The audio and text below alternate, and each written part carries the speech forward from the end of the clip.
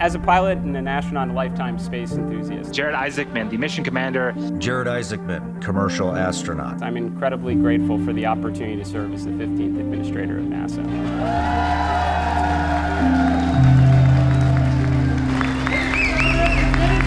Jared Isaacman! I'm humbled by the chance to work alongside some of the greatest scientific and engineering minds this nation has to offer. NASA is the most respected and accomplished space agency in the world.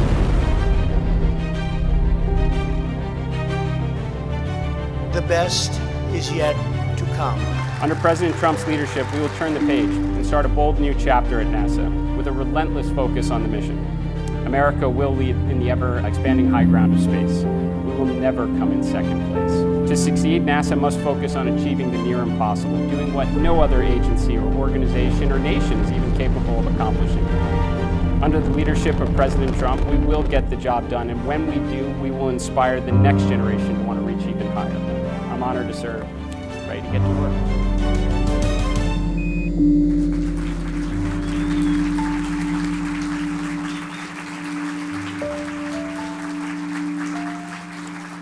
Good afternoon to everyone, and morning to those of you joining us from the West Coast. I'm Bethany Stevens, the agency press secretary, and we're excited to have you join us this morning for the newly sworn-in Administrator Jared Isaacman's first agency-wide town hall.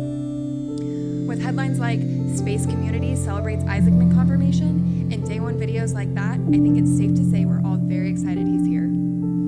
Before we begin, I want to take this opportunity to talk through the structure of what this time will look like today.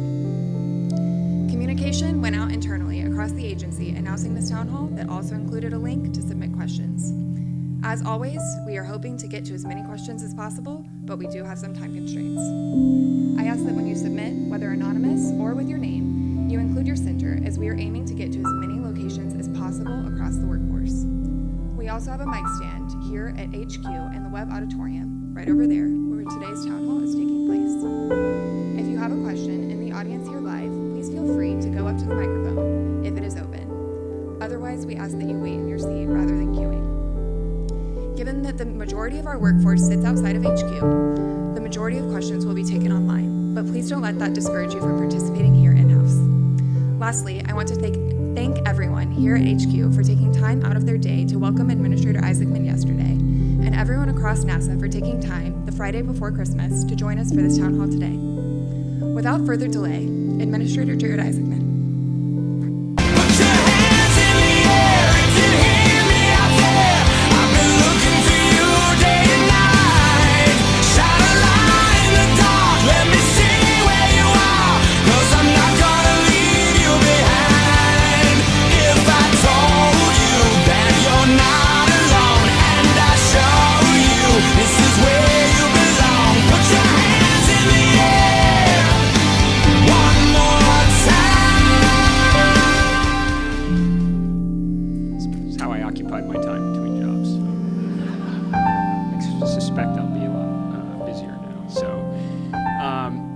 Good afternoon. I am really honored to be here today as NASA's 15th administrator, serving under President Trump's leadership and working alongside some of the greatest scientific and engineering minds this nation has to offer. I feel like I am living the dream right now. This is the agency that captivated me as a child, inspiring me to grow up reading every book on the subject I could on all of NASA's amazing accomplishments and all the pioneers and heroes that showed up to work here every day. This is the agency that has inspired the world again and again with images from our telescopes, our probes, and our rovers. This is the agency that sent astronauts to and from the moon at a time when we knew so little but believed we could do the impossible. So honestly, there's nowhere else I would rather be than right here, right now, alongside all of you at the most accomplished space agency in the world. I understand that with any leadership change comes some anxiety and uncertainty, but between 2 hearings, a few podcasts, a document that circulated a little wider than expected, there should really be no mysteries as to how I'm thinking about things.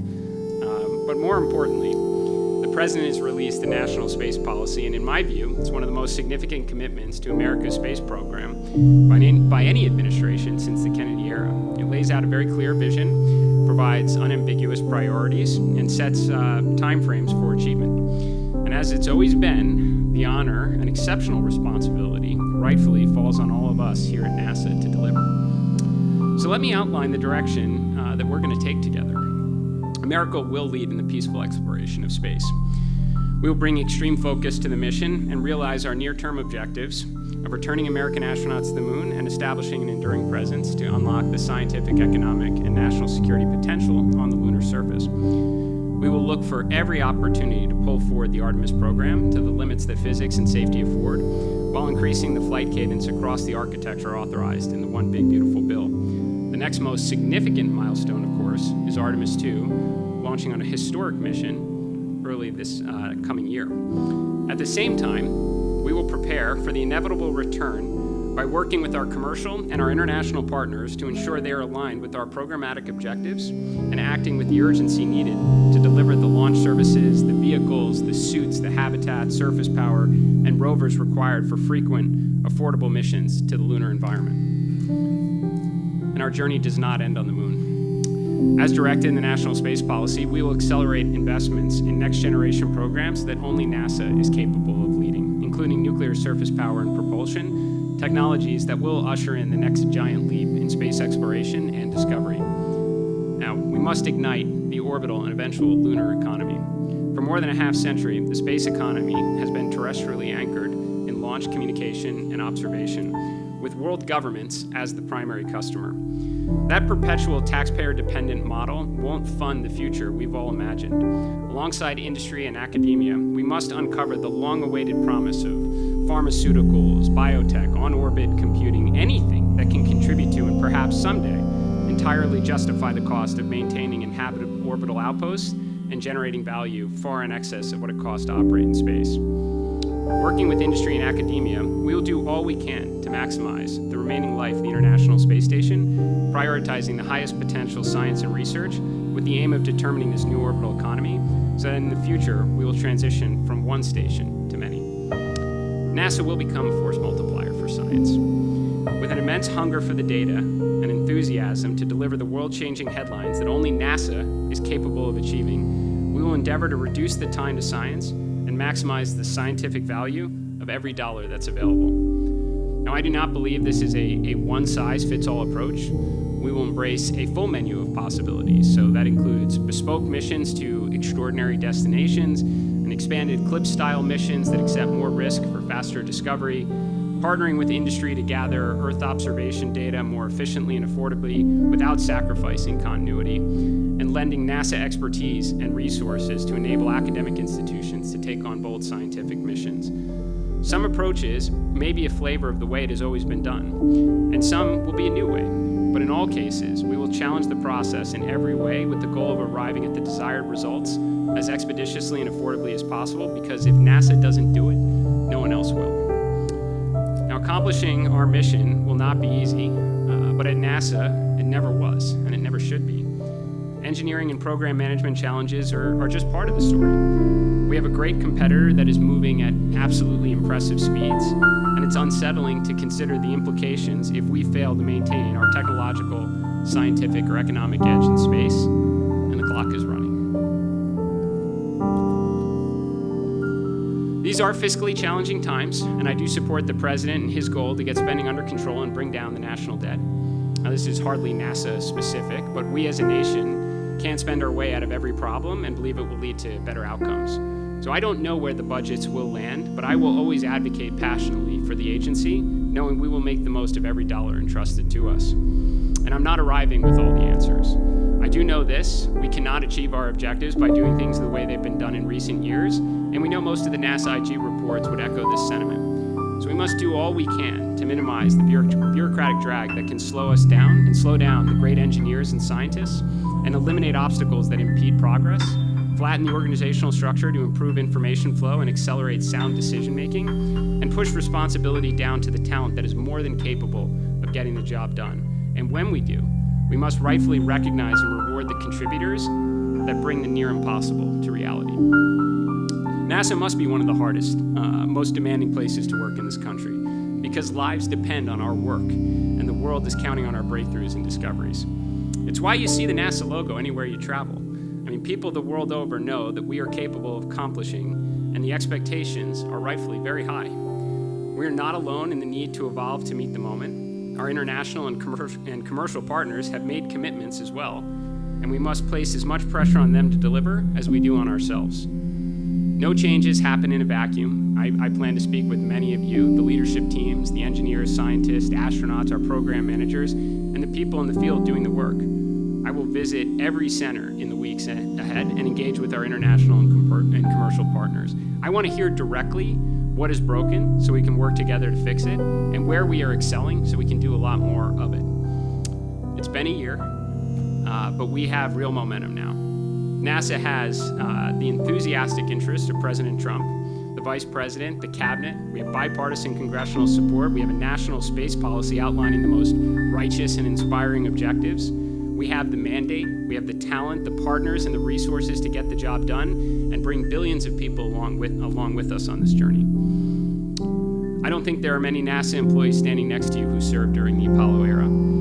They have retired. In many cases, they've passed on, leaving their extraordinary accomplishments behind for us to celebrate. But now, you will be the ones in the room when we return. You will be part of the next chapter of this history. And this time, when we make the grand return, we stay. Thank you.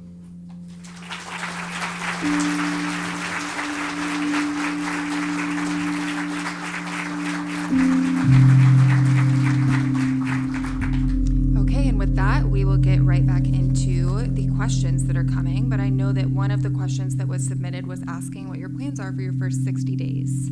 So I'll let you take it from here.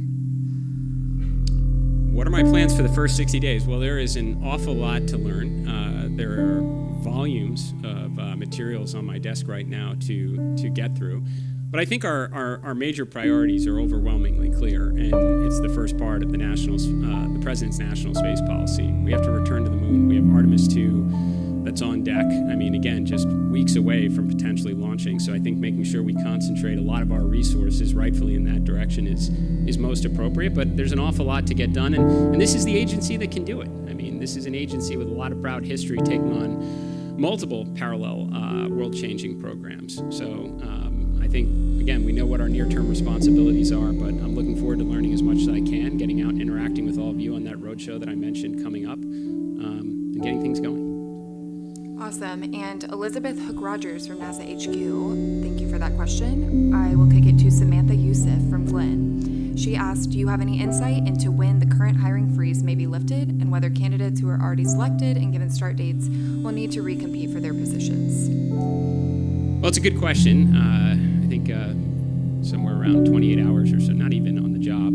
So there are certain things that I still need to chase down. But as I said many times through two hearings, in order to do the near impossible, it's going to take the contributions of the best and brightest from across the nation. I have no doubt there are areas within the agency where we're going to have to hire. So I look forward to getting more familiar with where we stand on some of these policies.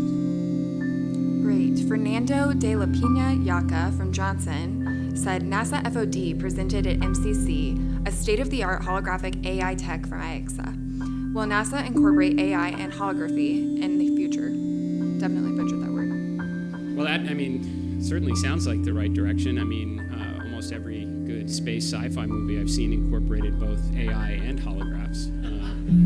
So that's good. In all seriousness, we absolutely have to. So I am not familiar with where we are at this present moment. I am familiar with the pages and pages of policies, regulation, documentation history this agency possesses, and it would certainly seem to make sense to me that as a good first step, we could try and incorporate some of that, and AI might make it easier to find some of the materials we need. But look, if we think about where the destinations will eventually take us, we're gonna eventually, whether it's Mars and beyond, just transmission delays alone are going to take us, or at least evolve the current, mission control concept where we're going to have to rely on more onboard decision making, where I could see AI playing a role. What a, fun thing to imagine at some point in the near future. And also, just a reminder, we do have a mic in the room if anybody wants to get up and ask a question.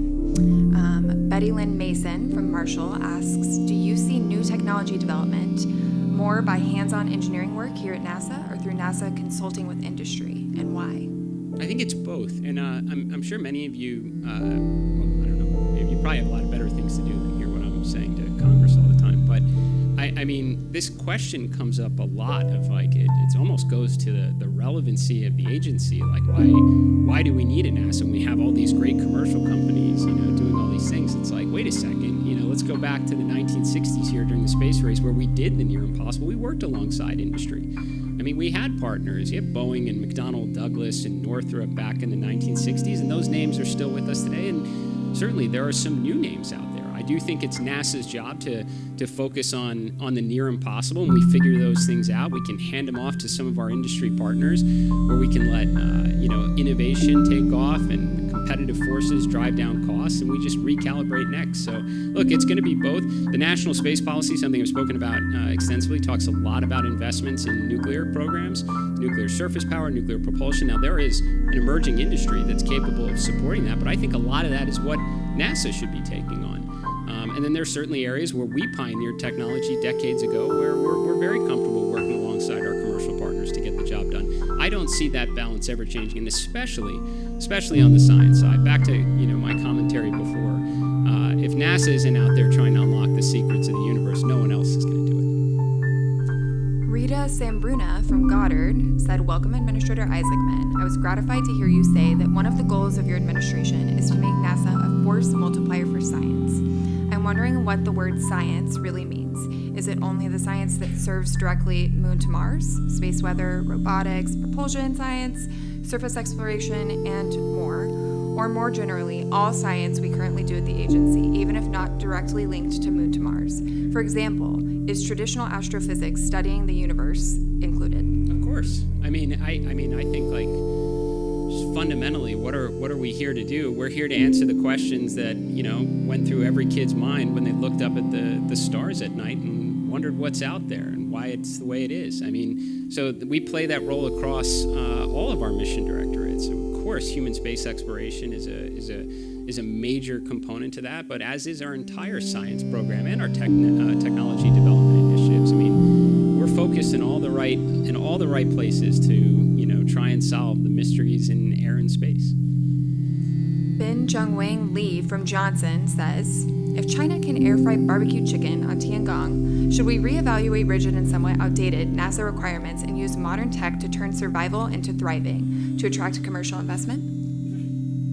This was an air fryer. I had cold pizza in space. That's cool. That's an upgrade on that. As I alluded to in some of my remarks before, I think it's absolutely healthy for any organization to constantly challenge the way they do things, knowing that what we've done in the past is not necessarily the right approach to get to the future. We are on the brink of a massive transformation right now. You can see all the various commercial providers building their own launch vehicles with rapid reusability. This can be a light switch type moment where you have numerous commercial and NASA missions being operated near simultaneously. We could have multiple space stations. We are certainly going to build a lunar base in line with the president's direction and look even further outward. Like, we're going to have to challenge some of these things that might have been rigid in the past during less mature times. I know air fryers is just the example, but I imagine there are many things that we have historically maybe not prioritized or thought were of a greater risk that we should be reevaluating. I think that goes across the entire portfolio of our responsibilities at NASA. And I will hand the mic over for the question here in House. Kelly Fast, Acting Planetary Defense Officer, and I was one of those astronomer kids looking at the skies, but also being an astronomer. Also here, having to use infrastructure that perhaps is aging. It's not as flashy to work on budget software and procurement software and awards management software. And I know that often we have to throw people at such situations because it's certainly flashier to do the next cool thing. But do you have any thoughts on how we can maybe handle things that are under the surface on which we rely in order to do the impossible that we're trying to do here? Well, from an infrastructure perspective, and I guess including a lot of the core systems that allow the agency to function, I do think we should be applying a lot of the brain power that is available to us at this agency to try and find ways to do it better, to free up resources to work on those exciting things. mean, I hope everyone, kind of almost regardless of their function, is trying to find a way to do whatever their current job is better, whether there's means to automate it or software to alleviate some of their responsibilities so they can repurpose their time on the more exciting things to work on. But yeah, I have to imagine that if there's any agency in the United States government that can find a way to do some of those responsibilities a little bit better to free up resources, we should be capable of doing it. I love your area of responsibility too. I think that's one we should keep a good eye on. We don't want to go the way of the dinosaurs. Lisa Link from Goddard says, can you speak to the reorganization discussed in the Project Athena document and what impacts we can expect? Sure. I mean, that, as I think a lot of people probably know, was formulated at a time earlier this year where, I was a nominee, so I can only, see what's being reported, but there was a lot of various reorganization plans that seemed to be being considered at the time. A lot of phase 1, phase 2, I don't know how much everyone was tracking that, but from my perspective, having, worked on a number of large organization reorg type efforts, it's better to do a single data-informed plan rather than anything that involves, needless pain over a period of time. Now, that's 5-6 months ago. A lot has happened since then. As I mentioned before in my remarks, my objective, is to get up to speed as quickly as possible. Now, there are some things that I did just, more or less communicate in my statement. Like, I do believe in flat organization structures. I like to know things as quickly as we possibly can, increase the, decision velocity to the greatest extent possible, push responsibilities down. I think you look at that, we had a lot of young engineers and scientists and researchers that took us to the moon and back. I like pushing responsibilities down as greatest extent possible, that these don't necessarily involve, major changes to personnel or dramatic reorganizations, but they're directions I think we should be looking to move into. And at the right time, we have the right information, drawing on hopefully a lot of conversations from people in this room. You were asked earlier about the first 60 days, but Mark Cerna from Kennedy Space Center says, what organizational or investment decisions will you prioritize in the next 12 to 18 months to ensure Artemis stays on schedule? Well, I think there's already quite a few binders up there with some high priority decisions I think that need to be made. But this is really this journey began today. We've had a number of meetings where we're asking to gather as much data as possible so we have good situational awareness to make the right decisions. Conceptually, we should be doing everything we can, as I mentioned, to the limits of physics and safety afford, to pull in every Artemis mission. We want to have as many opportunities to achieve our objectives before our great rival as possible. So I'll be interested in information that helps us beyond the Artemis 2 timeframe. And as I also said in my remarks, look, I think we should be feeling a lot of the pressure to deliver. This is what this agency is capable of doing. It's what we've done throughout our history. The pressure also exists on our international partners, our commercial partners as well, to ensure they deliver. And we'll be for sure having conversations across the board. Reminder that the microphone in the room is open. Felicia Stevens from Marshall asks, with NASA's organizational structure being divided by 10 centers, do you have any reorganizational plans for how to fully integrate the agency as one NASA to help us operate more efficiently? I would say I certainly have some thoughts, but those are thoughts that you would get based on information external to the agency. I think my goal is to get up to speed as quickly as I can and talk to a lot of the right folks that are in this room and across our various centers to ensure that we have a well-informed plan. Generally speaking, I do think you want to make sure that all of the contributors, so whether that's the centers and our various partners, bubble up to the major mission objectives that we're trying to accomplish. We want to find every opportunity, to ensure information transfers efficiently so we can make faster decisions. But yes, everything is just, purely conceptual at this point. My job for, the foreseeable future, immediate future, is to gather as much information as I can from the right people to make sure we're making the right decisions. Craig Hunter from Langley asks, the loss of telework and remote work flexibility have hurt productivity, work and family life balance, and morale. How do you plan to address those issues?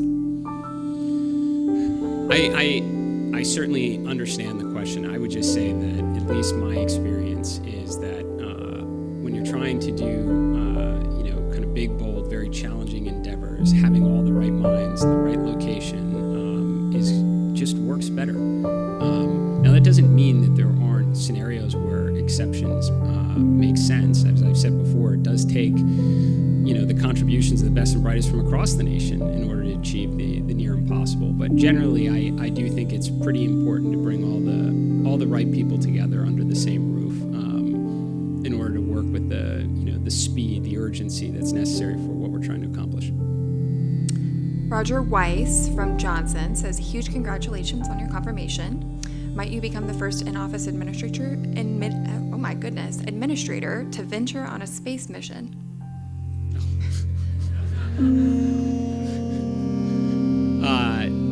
That has not crossed my mind. I think we have an awful lot that needs to be accomplished, over the next 3 years. The priority list is near endless. The president has placed enormous importance on it. I mean, my first day on the job, and you're in the Oval Office, the president signs a national space policy. I mean, I think that signifies it certainly reinforces the importance this administration is putting on achieving these objectives as quickly as we possibly can. I hardly imagine I'll find time for, any of these other activities. So, thank you. Tara Halt from headquarters says many projects are significantly delayed due to poor contractor performance. The OIG has noted that NASA has limited leverage to incentivize improved contractor performance. How do you plan to address this? Again, maybe it's just being hours on the job, but I am not aware of any limitations in ensuring that there would be or roadblocks in place to prevent us from holding our partners accountable. So, look, I said this in my first hearing, they work for us, not the other way around. I think that's how it was done in the 1960s. NASA should be incredibly demanding to our various partners and ensuring they can deliver the capabilities that we were promised on time, on budget, so we can deliver on our world-changing objectives. I think there's certainly things we can probably do here as an agency. I'm very interested in what knobs we can turn, in order to get to the correct outcome faster. So we'll certainly look within when there's opportunities to do so. But as I said before, we're going to put as much pressure on our partners, international and commercial, as we do on ourselves.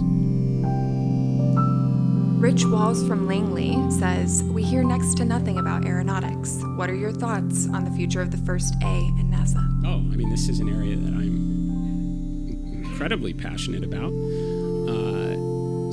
Look, I love the history of the aeronautics program at NASA, and I think it's important that we try and get back to that as quickly as we can. And what I mean by that is lots of exciting X-planes. Look, this is an environment for us to learn, but it's also another tool for inspiration. Rocket launches are great for inspiration. Astronauts certainly landing on the moon is great for inspiration. But NASA's portfolio in aeronautics should be out there too. It's another opportunity to get people to look up and imagine what's possible. So I love aeronautics. I'd love to see an expanded X-plane portfolio. I'd love to see us collaborating in ways with other agencies as we did in the past. The thrust vectoring technology on the F-22 can trace its roots back to NASA. Fly-by-wire technology, wing designs. I'd love to see us pushing the boundaries in radical airframe designs and propulsion. So it's certainly an area that I'm passionate about. Someone else has braved the mic in the room, so I will toss it over to you. Wonderful. Hello, sir. I'm John Truss, NASA headquarters, Mission Support Directorate. I was wondering, I'm sure you're familiar with NASA's footprint across the United States. I was wondering if you have any general ideas of the infrastructure, what you want to do, any immediate plans for growing, shrinking, or, retiring buildings. Yeah, it's a great question. This is an area I'm eager to receive more information on.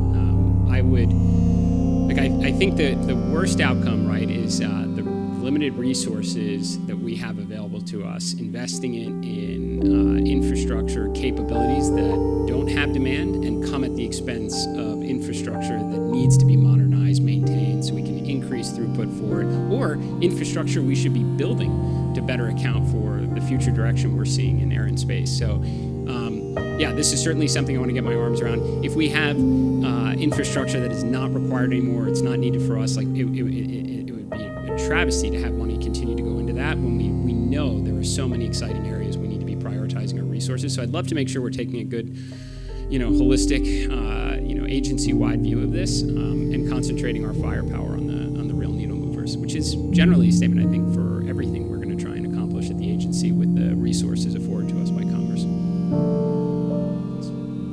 Charles Wilder from Stennis says, how will you help streamline NASA's processes to enable faster, cheaper missions without compromising safety or quality? It's a good question. Look, I think generally doing things differently is not there is no magic wand on these kind of things. Like, this is a lot of littles that happens over time where you can, shift directions. But I will say, look, it's in terms of the safety part, we have to separate out human spaceflight missions where we will never take needless risk. We will do everything we possibly can to protect the lives of our crews from other missions. I love the flagship missions that we have in the science portfolio. Like, I just want to see more of them, as everybody does. Like, it'd be great if we were launching flagship missions with even a greater cadence. And some of those, if definitionally you're going to spend $1 billion on them, you want them to work and get them right. There are other categories that are already exist within the science portfolio where maybe we can challenge some of our approach on these things, similar to CLIPS, where we'll have some successes and we'll have some failures, and we should do it eyes wide open and accept that over time that curve should improve and we should get better outcomes, and we will have helped industry or academia develop capabilities to launch additional missions. That's how we become that force multiplier. So it can't be one, again, as I mentioned in my remarks, a one size fits all on these things. We have a question submitted from out in California from Fidel Vasquez at JPL. He says, welcome, and how will JPL fit into NASA's plans? JPL is one of our great science centers. So from my perspective, I look at it kind of similar to every other center within the agency on how can we increase the scientific value of every dollar? How can we increase the output or get to the desired objectives faster? So JPL has built some extraordinary hardware. I think pretty much every hardware that we've landed on Mars, somebody I know will fact check me on this, probably originated from JPL. I'm good? Okay. And my memory was correct on that. So how do we get more of it? I mean, that would be a question I would ask out there is there any knobs, again, that we could be turning to increase the output so we can, get after the science that much faster? JPL is going to play a huge role in that. Daniel Hoffpar from Langley says, what is the best way to provide suggestions to improve NASA going forward? That's a great question. So something I had to look into this, but I had recalled earlier in the year that we had, there was a inbox established for whether, anonymous suggestions or otherwise on areas for improvement, and not really sure what came of it. If it no longer exists, or it does, we're definitely going to reinvigorate it or bring greater attention to it, because I would love to have inputs from many on ways we could be doing things better, with the resources available. But in addition, plan to get out in the field.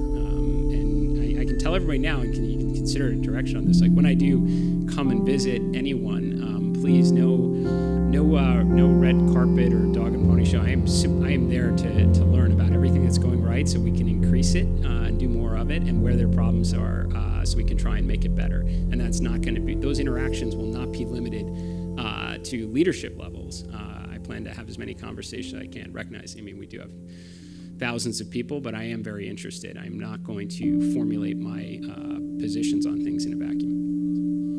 Angela Bartolomino from Goddard asks, how will you address the loss of personnel through the DRP?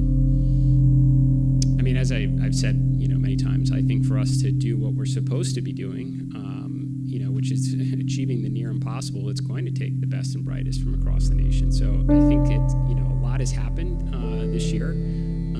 So this is something I need to get my arms around, and I'm hoping to be able to do that through various leadership discussions. But I could certainly see a world where, in order to achieve our important objectives, we do need to do some hiring. So that is something that I'll need to get my arms around. Jeff Bruce Brubaker from Johnson asks, do you have any examples to share with us of using blockchain technologies to ensure integrity of safety-critical data like inspection reports? Do I have any examples? Well, I mean, I do think there is a lot of utility in blockchain technology. I don't know of any uses to date inside the agency or any immediate problems we're going to attempt to solve with it, but I'm open-minded. This is just a reminder that we are grabbing these questions live and the link is open if you would like to submit any questions. Peter Zaw from Johnson asks, what is your strategy to promote space travel and space exploration interest across America and partnering countries? That's a great question. So, and a lot of people have raised it in some form or another, right?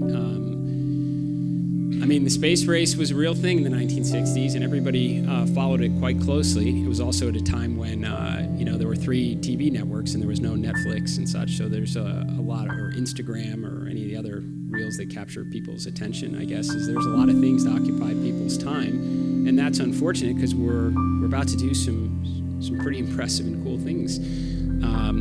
So it is an area that I fully intend to speak with our comms team about to try and focus. I mean, one area, I said it before, is I'd love to see us focus a lot on our quality of our content. I do believe in the past there's been a lot of quantity that's been shared, but we want to put out the absolute best stuff that's going to captivate people's interest. And then almost back to, what else do we need to? This goes back to looking for every opportunity to pull forward Artemis schedule into the limits possible. Alongside all of our other missions, is that you want to get the world's interest is going to be there on Artemis 2. There's no question about it. But a lot of time can transpire between Artemis 2 and Artemis 3, and that's like waiting a very long time for the next season to come out, right? Is we got to make sure we're continuing to put that really engaging content out there to maintain people's interest in what is something extraordinary. It is, I've said it many times, this is the greatest adventure in human history. People should be following it very closely. We'll do everything we can to make sure they do. Jade Zeros from Kennedy says, in your time preparing for your new role, is there anything you've changed your mind about pursuing as administrator? That is a great question. I need to think about it. It was a long time in between the first and second stint here. I tried to find as many entertaining and distracting things to occupy my time in between. I am sure it is, it is an endless list, really, right? There is a lot that has transpired in the, over the last 6 months, but I'd say probably, look, it's not necessarily what's changed for me, but what has me so energized right now is this complete, administration, almost whole of government support for what we're trying to accomplish here at NASA. And, the president releases a national space policy on day one in the job. I probably spoke with him at least 4 or 5 times about space priorities prior to being renominated for the job. I've spoken to him several times since. And the enthusiasm, the excitement from human spaceflight to, we were discussing robotic Mars missions. Like, these are things that are all very exciting, but it doesn't stop there. The vice president, the leadership across the White House. Obviously, you've seen how much Congress got engaged across 2 hearings, both sides of the aisle, excited and fighting for the agency. So from my perspective, sure, I'm sure a lot has evolved in my thinking over that time period right now, but what's, I think, most encouraging right now is how the entire United States government is getting behind this agency and what we're going to need to accomplish in the years ahead. That's pretty exciting.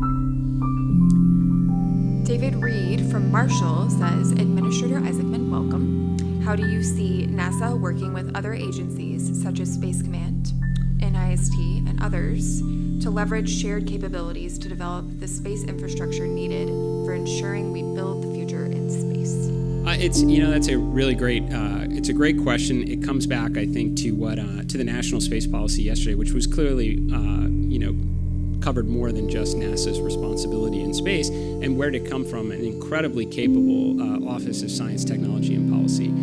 Director Kratsios and the team he's assembled over there, which many came from NASA, are really brilliant, and they have the top level picture of what we're looking to do here at NASA, what DOE is working on, what DOW is working on, so that we can be efficient with our resources. Again, back to the realities are we are in a fiscally constrained environment. So, hey, let's not build 4 different, bespoke nuclear reactors across 4 different programs. If there's some commonality here, we can be smarter, more efficient, and give, by the way, the programs a greater chance of success, when we're all aligned around it and sharing some resources towards it. So I think that this is not something that this is not broken. This is actually working, and we need to lean into it really well. I think, again, Director Kratsios and OSTP has a great vision here. They're looking at the complete picture across agencies that have some of this overlap, so we can be very smart and efficient with our resources. Christian Mayseal from Goddard asks if you could send a message to every new mission team just starting their formulation phase today. What is the primary North Star or priority you would want us to emphasize to them right from day one? That's another good question. I think that we certainly understand what our mission is, and we should be working urgently towards solving it. Never let a day go by for something that can be solved today, because the world is waiting. I mean, you're here at NASA. We have the most extraordinary mission of any government agency out there, and we have the direction from the president, we have the resources, we have the will to accomplish it. Don't let a day go by for something we can accomplish today, because the world is waiting. Paul Goldsmith from JPL says, how do you see continuing support for science at NASA given the pressure to deliver hardware? And I think that goes hand in hand with 2 other questions we have from Goddard and Johnson about the importance of Earth science, and also how we are going to continue to apply science on the International Space Station. So a lot of science. I think there's a lot there. I don't necessarily understand the pressure to deliver hardware part, but just at least talk on Earth sciences and prioritizing science and resources to the space station. So, with respect to Earth sciences, look, there is bipartisan support for it, maybe for different reasons, but every senator I had a chance spoke to. So we obviously have implications that are real from a humanitarian perspective, agriculture, fires, flooding. So everybody is interested in the data, maybe for slightly different reasons. We just want to, again, like any aspect of the agency, look to try and get to the science as quickly and as affordably as we can. I think there's going to be areas where you're going to have the historic Landsat mission continuing to play its role. And then, look, we should be taking advantage of constellations of satellites that are up there now, that are continuing to be produced by, a lot of different commercial providers to, supplement some of our data needs. And if we can do that in a more affordable way, and that frees up, more missions like future Dragonfly programs, that's who wouldn't want to lean in and embrace that? In terms of high priority science and research to the space station, this maybe goes back to the air fryer question of challenging some of our historic approach. We need to make the most of the space station while we got it. There's no question. I mean, you have multiple companies right now, that have set out on a business model of making and operating space stations. That's pretty cool.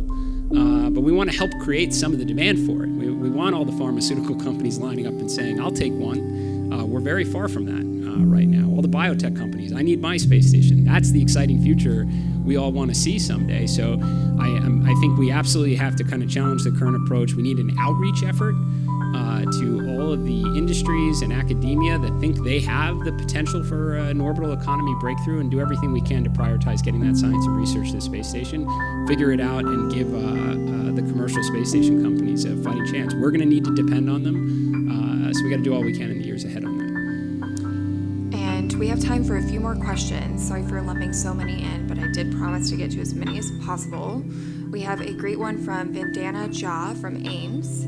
Welcome. What advice would you give to early and mid-career scientists and engineers at NASA who want to take risks and innovate, but also operate within a highly risk-averse environment? What leadership principles from your commercial space experience do you think are most important for empowering NASA's workforce while maintaining mission assurance and scientific rigor? I mean, look, there's a lot there to it, but I think the general question is, do we believe that there are areas where we can take, smarter risks to get to the outcome, faster? And that's absolutely the direction we need to be going in. What I'd say, again, it's like this is not very few things in an organization, the size of NASA can be solved with waving the magic wand. Please take more risk, and that be the right statement to make. It's not. It's got to be a lot of littles. And I think, if we do have young engineers, scientists, researchers out there that believe there is a better approach to get to the right outcome, faster and at lower cost, you got to present it in the right way to your leadership team. Make the case of why this is the right approach. And I encourage the leaders out there, supervisors, managers that are mentoring this young talent to be receptive and open-minded to it. Think through, what are the real risks? Is this still is this still relevant today? Have we gathered more data that will allow us to rethink this? What is the consequence of this? Is it something that's worth taking to advance the ball forward? It's going to be a lot of littles. I'm going to certainly be looking for opportunities to push down some of these philosophies from the top of the agency, but it's obviously going to rely on a lot of the managers and leaders in the field too to be open-minded and receptive, and to the young talent to make the good case about why we should look at doing things in a slightly different way. We have a question from Diego out of Johnson asking how you will ensure a whole of government focus on human space exploration and gain support. Well, I think it's a good question. I think there is a lot of support. The additional funds that were authorized in the One Big Beautiful Bill, a lot of it does concentrate on human space exploration. So I would say that is of great interest across the government. I know that a lot of the commercial launch providers that we're working with have various human spaceflight ambitions. That's not one company. It's not two. It might not even be three companies anymore. I think several have actually announced, plans for crewed vehicles. This is exciting. This is what we want. Now, we are the pioneer in this field. We've done an awful lot to help, educate and enable the companies that have been successful doing this today, the commercial providers. We need to continue to do that. And we probably will arrive at that light switch moment in the not too distant future where we do go from the few being able to see the world from such an amazing perspective, not entirely like that, but to the many, which is pretty exciting. I think that's always kind of one of the, underlining goals that we all have here at this agency. And one more from Ryan Scott from Goddard. Do you have any lessons or science outlook from Inspiration 4 or Polaris Dawn which you plan to bring to your role? Well, I'm sure I can give a lot of thought to it, but I'll just go on that when we were lucky enough to be in that environment, we tried to maximize every second that was available for scientific purposes, knowing how lucky we were to be there. And it's really the same message back here to the agency. With the resources that are provided to us, we need to maximize the scientific value of every dollar that's afforded to us, which means probably in many cases challenging the approach, or at least our historic approach, to get to a better outcome faster and at lower cost. I guess that would be. And with that last question, we are at time. So thank you all for joining us today, and thank you to Administrator Isaacman for your time in this thoughtful conversation. We are looking forward to many more of these in the months and years ahead as the agency accelerates the golden age of innovation and exploration. Happy holidays, everyone.